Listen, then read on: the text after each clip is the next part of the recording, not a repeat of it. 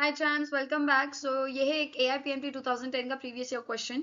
सभी name reaction जो हैं उन्हीं पे बेस्ड क्वेश्चंस है, इसीलिए नेम रिएक्शन जो है वो वैसे भी हमारे लिए ऑर्गेनिक केमिस्ट्री का बहुत इंपॉर्टेंट पार्ट होता है। आपको नेम रिएक्शंस पढ़ते वक्त what is the pattern that you need to follow. So name reaction, अगर आपके सामने कोई रिएक्शन का नेम दिया जाता है तो आपको उसका रिएक्शन याद आ जाना चाहिए, या अगर आपके सामने कोई रिएक्शन दी गई है तो आपको उसका नेम क्लिक हो जाना चाहिए। यानी दोनों तरीकों से नेम रिएक्शंस पता होने चाहिए। सिर्फ ऐसा नहीं है कि बस नेम रिएक्शन से रिएक्शन लिखनी आती है, बट रिएक्शन देख के आपको आइडेंटिफाई अगर नहीं करने आता है कि वो कौन सी नेम रिएक्शन है तो वो भी बहुत इंपॉर्टेंट होता है MCQs के पॉइंट ऑफ व्यू से। ठीक है, तो उस पर भी फोकस किया करो। Which of the following reactions will not result in the formation of carbon carbon bonds.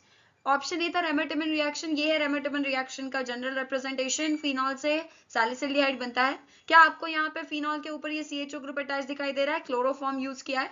Of course ये जो क्लोरोफॉर्म में से कार्बन है, ये कार्बन आपका अटैच हो रहा है फिनोलिक कार्बन के साथ। ठीक है, ऑर्थो पोजीशन पे जो कार्बन है, कार्बन का और कार्बन का बॉन्ड यहाँ पे बनता हुआ दिखाई दे रहा है, जो मैंने अलग से यहाँ पे अलग कलर से शो किया है। यानी रेमेटिमन रिएक्शन में तो कार्बन कार्बन बॉन्ड जो है वो फॉर्म होते हैं। ऑप्शन बी है कैनिज़ेरो रिएक्शन।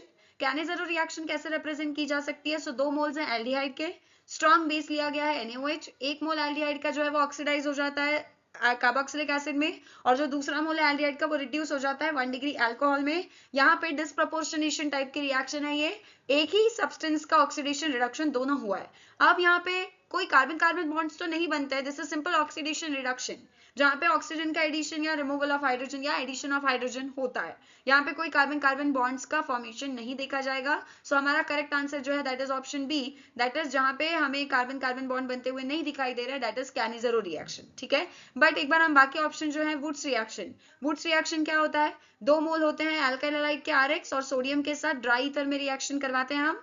ये जो दो अल्काइल ग्रुप्स हैं RR ग्रुप्स, वो आपस में बॉन्ड बना लेते हैं। This R is a carbon containing group, another R is another carbon containing group, इनके बीच में बॉन्ड बनेगा। यानी कार्बन कार्बन बॉन्ड तो यहाँ पे फॉर्म हो रहा है, यानी वुड्स रिएक्शन में भी कार्बन कार्बन बॉन्ड्स का फॉर्मेशन होता है।